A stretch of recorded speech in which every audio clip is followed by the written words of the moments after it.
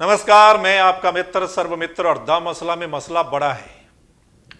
मसला यह है कि हरियाणा में ये जो घोटाला, ये जो घपला हुआ है, ये कितना बड़ा है, कितने करोड़ का है और इसमें कौन कौन लोग शामिल हैं।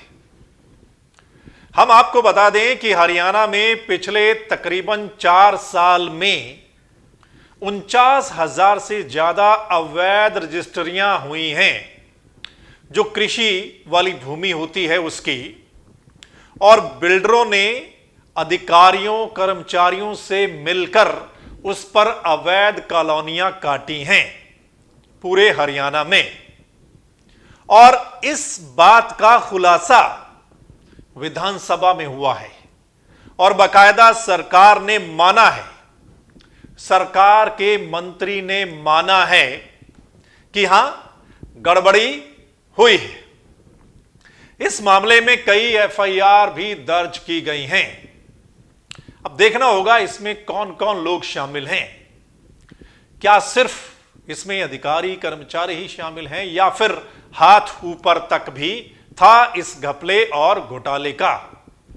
आप अंदाजा लगा सकते हैं, 49,000 से ज्यादा रजिस्ट्रियां और 14,000 से ज्यादा अकेले गुरुग्राम में। और गुरुग्राम में जमीनें किस रेट की हैं, मतलब अनलिमिटेड रेट है वहां पर। कितना बड़ा घोटाला और घपला ये हो सकता है, आगे खैर पता चलेगा कौन कौन लोग इसमें शामिल हैं, मतलब क्या कुछ इसमें निकलकर सामने आता है। लेकिन इसमें बड़ी बात यह है कि किसी को भी डर नहीं है। मतलब यह नियमों को ताक पे रखकर ऐसा हुआ है, गैर कानूनी तरीके से।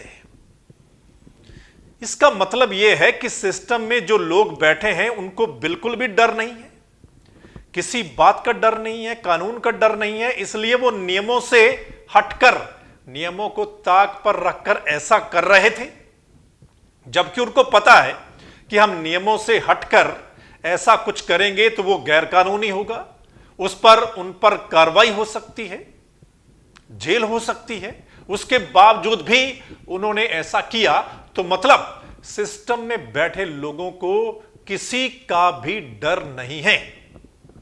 अब डर किसका होता है? डर कानून का होता है ना। कोई भी अपराध करने से पहले डर किसका होता है? डर कानून का होता है। तो इसका मतलब कानून से कोई भी नहीं डर रहा है, जो इतना बड़ा घोटाला और घपला हो रहा है। और ये शुरू से ही चला आ रहा है तकरीबन, ये कोई नई बात नहीं है।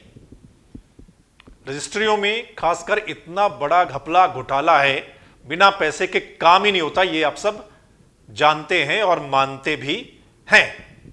अब क्या है कि कानून, सरकार, सिस्टम ये है, मतलब अगर अफसर सही हो तो नेता भी ठीक हो सकते हैं, और अगर नेता थोड़ा सा ठीक काम करने लगे तो अफसरशाही भी ठीक हो सकती है।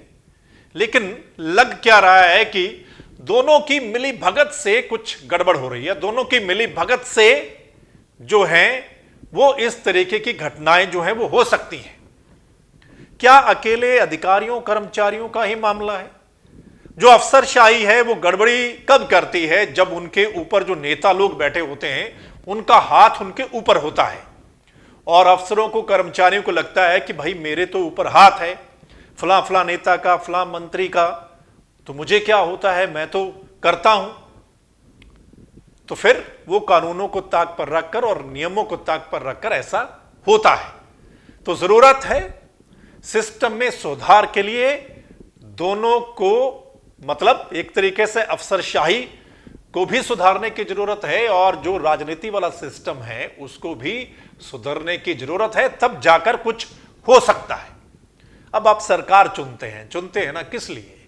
कि सरकार जो है वो ठीक से काम करे, भ्रष्टाचार ना हो, ठीक से सरकारी नौकरियों में भर्ती हो और हर जरूरतमंद आदमी तक मिनिमम क्या है रुपयों में फैसिलिटीज पहुंच जाए।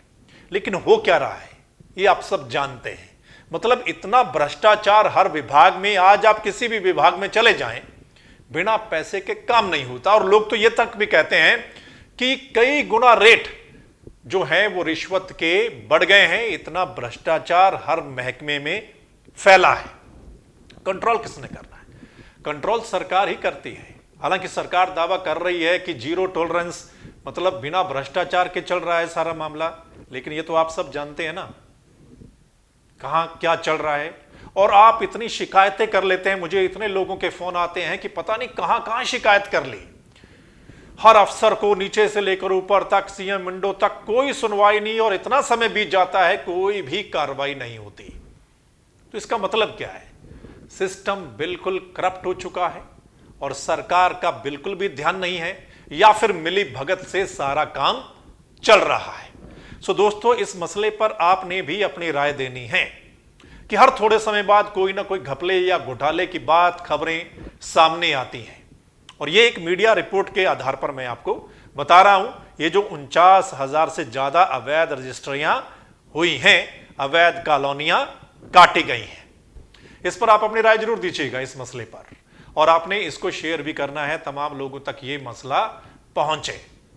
और अगर आप चाहते हैं ऐसे ही मसले आपके सामने आए या हम आवाज उठाते रहें, तो फिर इस चैनल को लाइक, सब्सक्राइब, फॉलो जरूर कर लीजिएगा, इस चैनल का साथ दीजिएगा, ताकि हमारी अगली रिपोर्ट, अगली वीडियो है वो आप तक पहुंच जाए। धन्यवाद, नमस्कार।